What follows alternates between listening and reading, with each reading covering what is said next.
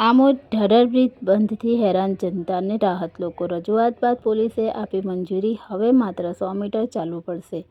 Amod Jambusar national highway પર 64 પર આવેલા ઢાઢર નદીના બ્રિજ પર લોડ ટેસ્ટિંગથી કામગીરી શરૂ થતાં ભરૂચ જિલ્લા કલેક્ટરના જાહેરનામા મુજબ બ્રિજની વાહન વ્યવહાર માટે સંપૂર્ણપણે બંધ કરી દેવાયો હતો.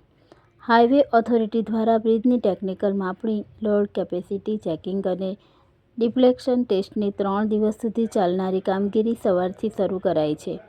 બ્રિજ બંધ થતાં મુસાફરો, વિદ્યાર્થીઓ અને શિક્ષકો અને કર્મચારીઓ સવારથી ભારે મુશ્કેલીમાં મુકાયા હતા. ખાસ કરીને વૃદ્ધો, અપંગો અને બીમાર લોકોને કપરી પરિસ્થિતિનો સામનો કરવો પડ્યો હતો, કારણ કે તેમણે સમા હોટલથી એપલ હોટલ સુધીનું અંદાજે 2 કિલોમીટરનું અંતર પગપાળા કાપવું પડતું હતું. લગ્ન પ્રસંગો અને દૈનિક મુસાફરી કરતા લોકો માટે આ પરિસ્થિતિ વધુ કપરી બની હતી. સવારથી ચાલતી આ હાલાકી અને નાગરિકોની નારાજગીને ધ્યાનમાં લઈને કેટલાક લોકપ્રતિનિધિઓ અને સમાજસેવી આગેવાનોએ પોલીસ અને પ્રશાસનને મૌખિક રજૂઆત કરી હતી.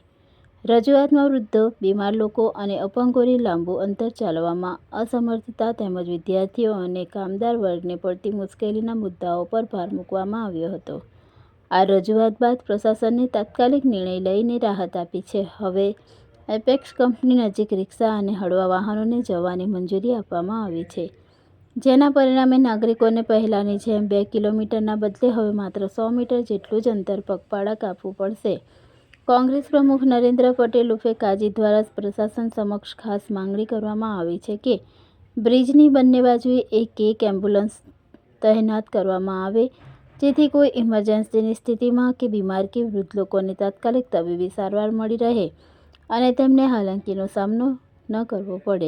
આજરોજ તારીખ 22થી લઈને 24 તારીખ સુધીને આમોદ અને જંબુસરનો જોડતો અગત્યનો ઢાઢર બ્રિજ, જે વૈકલ્પિક વ્યવસ્થાને કારણોસર બંધ રાખવામાં આવ્યો છે, તેના કારણે જે રાહદારીઓને તથા જે દર્દીઓને, કેન્સરગ્રસ્ત વ્યક્તિઓને, લખવાગ્રસ્ત વ્યક્તિઓને જે અવારનવાર તકલીફ પડી રહી છે, તેની માટે અમે પ્રશાસનને કહેવા માગીએ છીએ કે જંબુસર તરફ અને આમોદ તરફ એક 108ની એમ્બ્યુલન્સની વ્યવસ્થા રાખે, વૈકલ્પિક વ્યવસ્થા.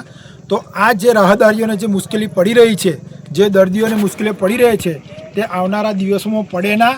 હા, તમે ટેસ્ટિંગ કરો છો એ વેલ એન્ડ ગુડ છે, પણ આની બાજુમાં એક વૈકલ્પિક વ્યવસ્થા હોય રાખવી પડે.